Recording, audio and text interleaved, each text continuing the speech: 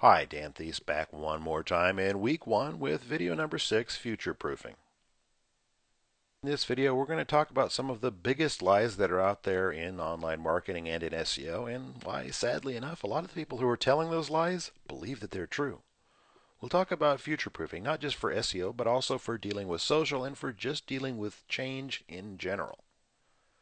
And let's face it, if you're here, something probably isn't working exactly like you'd want it to. So let's dive in and look at, well, how fast the future actually comes. Hey, the future happens fast. In 2006, Facebook opened. 6 years later, they're the biggest thing on earth. In 2006, Twitter launched. What are they now? They're huge. In 2006, MySpace ruled the social media world. Where are they now? Well, might be a little bit bigger than Google Plus on some days, but they're not all that popular anymore, are they? Change happens fast. But if that wasn't fast enough for you, think about this. At the start of 2011, that's just last year, Google Plus didn't even exist. At the end of 2011, you could still just buy a bunch of links and often rank pretty well in a lot of markets. At the start of 2012, that's this year, penguins were still cute, weren't they? But here's the thing. Everyone I know who was just buying a bunch of links using short-term tactics like that in 2011 has lost money in 2012, or at least lost a substantial part of the income that they were able to generate. Will someone someday, soon or later, come up with a new short-term scheme that works? Well, maybe. In fact, yes, I actually know about some short-term schemes that work right now, but I'm not going to tell you how to use them because it's just not a good idea.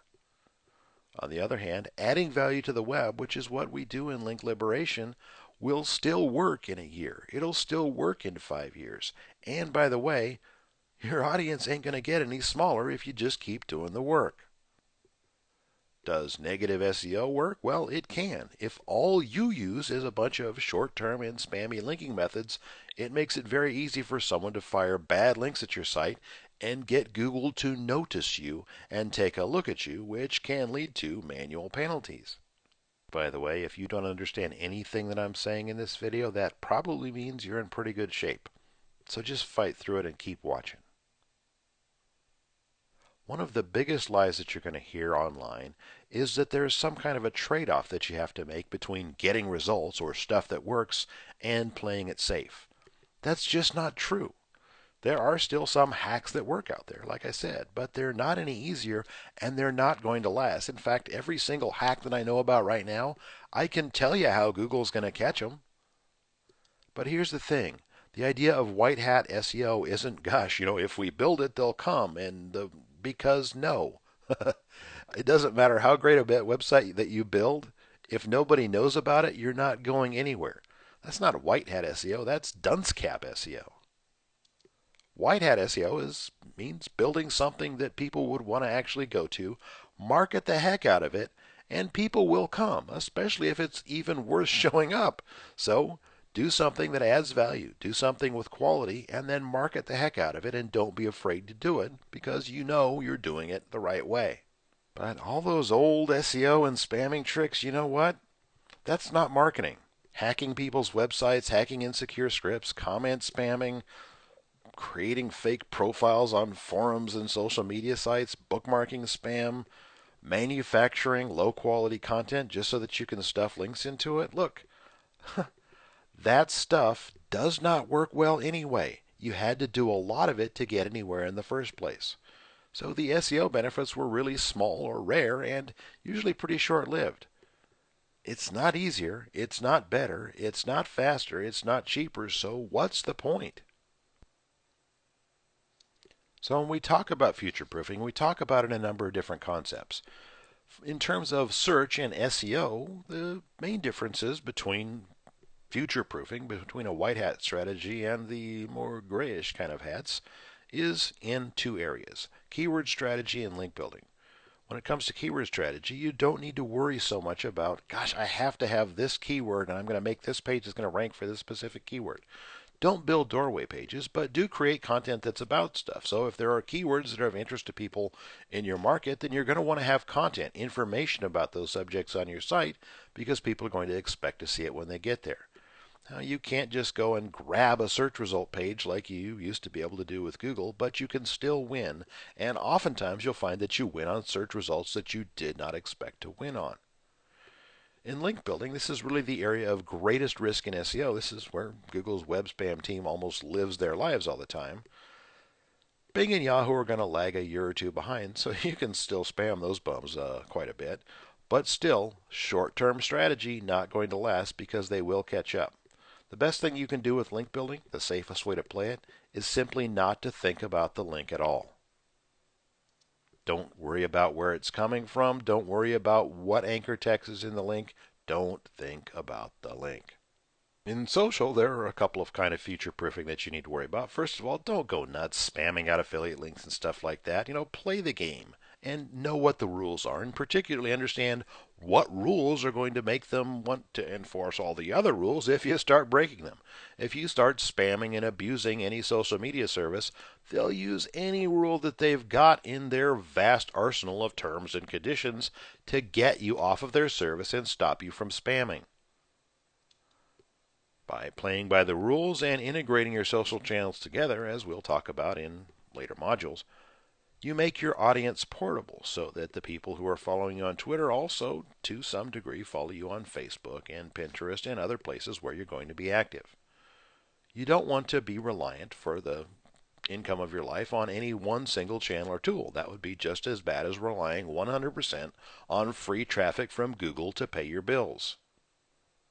The one thing that we do know about social and where it's going in the future, it's going to grow. And you want to be in and establishing your audience now rather than later. There's another kind of future proofing that we need to deal with too, which is the fact is there's a lot of change online, and there's a lot of change in social media and in the different tools that are out there. So the first thing you want to do to be really future proof is to make sure that you're protecting your data. Export your data from any tool that allows you to do it. Download those exports. Back that stuff up. Your account can get hacked. Save any data that you can because the data can be lost. The more that you keep yourself on hand, online or offline, the safer you're going to be. If you're going to be doing business online, you need to have a backup and recovery plan for your website and your database. If your WordPress install gets hacked, how are you going to recover that? If you don't have backups, you've got a problem. But also, what's the plan for what you're going to do after the event to make sure that you get back online as fast as possible?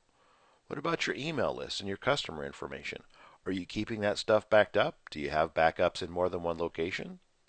It's important.